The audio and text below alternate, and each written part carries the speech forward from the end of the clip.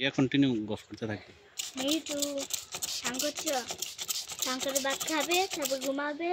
হ্যাঁ ঘুমাতে হবে, ঘুমানো হলে পড়তে পারবে না, ঘুম থেকে উঠে পড়তে পারবে না তো।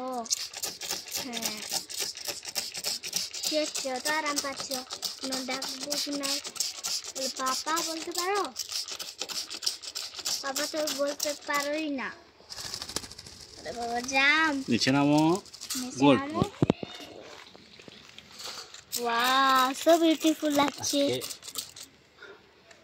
ভালো করিয়া গোসল করো। কালকে পরশু গোসল হয়েছে না, খুব আরামে আরামে বসে বসে গোসল করছো জানি, 1 ঘন্টা একটু আরামে আরামে। বাবা বাবা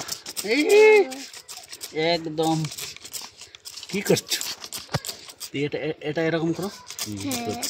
দেখ না একটু উপরে উঠো, উঠো, কিচ্ছু হবে না। হ্যাঁ কত ভালো না, দেখি এদিকে ছোট হয়ে গেছে একদম স্নান করতে, একদম ছোট। আরে বাবা পোজ দিচ্ছে রে বাবা, পোজ দিচ্ছে। उठो गर्मा लग रही है, गर्मी आराम लगसे गर्मी लग रहा है, लग रहा है तुमको? गरम जल দিয়ে তো গোসল করলে তুমি বড় আরাম পাও দেখি জানি।